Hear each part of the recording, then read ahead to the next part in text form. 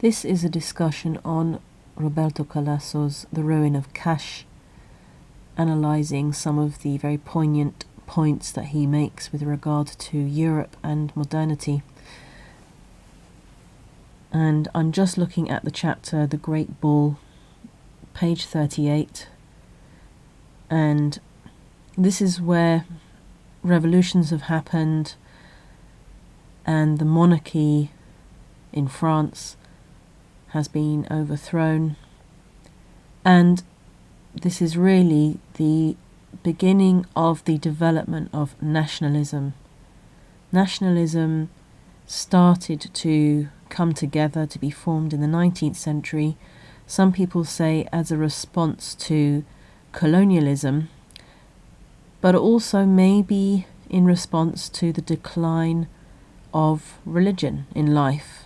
We'd had the Enlightenment period, and there was something of the spirit of human life that was missing or starting to be threatened in people's lives. And although I'm talking about maybe 200 years ago, it was as long ago as that certain writers started to remark, especially with industrialization, on the dehumanization of the human being. And so here Calasso talks about the emergence of Europe as an entity. There was talk with the growth of nationalism in the 19th century of the spirit of the nation. So the spirit of the nation replaced this idea of religion as a nation, or religion as a unifying spiritual force. So he writes on page 38, here Europe presents itself for the first time as a second nature, a mystical body, an almost mystical community of states, as Guglielmo Ferrero wrote, that has the power to confer sovereignty.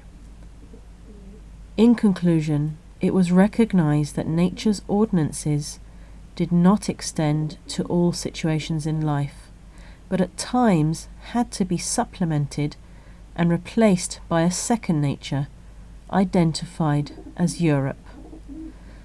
So he's just been talking about the Congress of Vienna, and there is a previous recording on this in this collection of recordings which you might want to go back to. So this was when in 1814 there were negotiations for some kind of peaceful settlement in Europe after the defeat of France,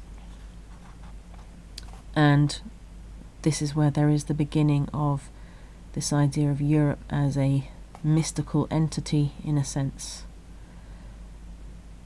He also makes an interesting observation on page 39.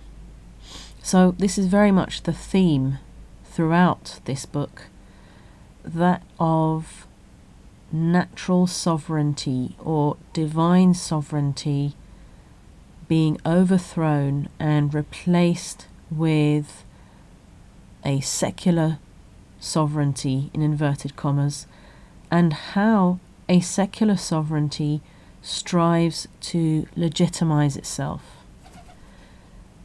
And he also argues that the movement, the force, the fight for secular sovereignty has not happened peacefully.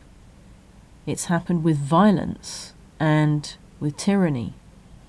So he says here, the right of conquest, which establishes its own law, takes us back to the arbitrariness of the linguistic sign.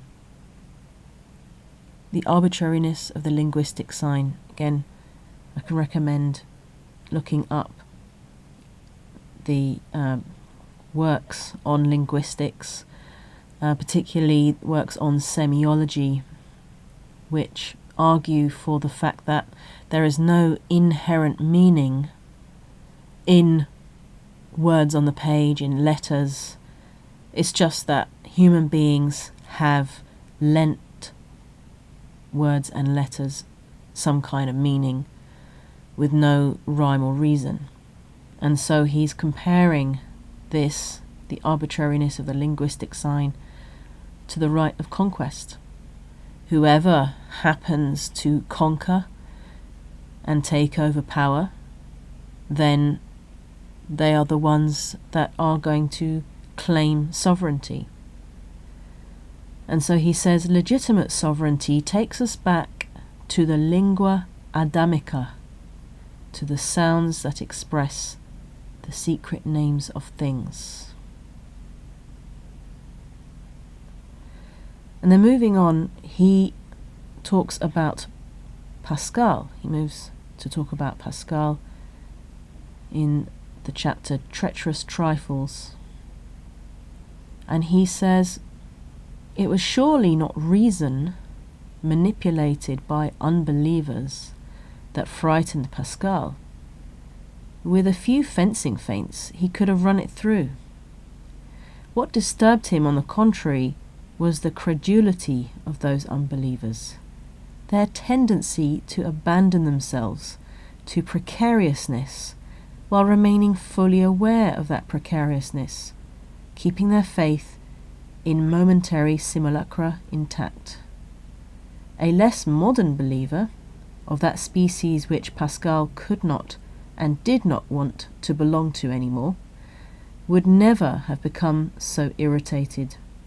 He would have pointed at the world and the stars, would have suggested listening to the signs of the divine economy that echo there.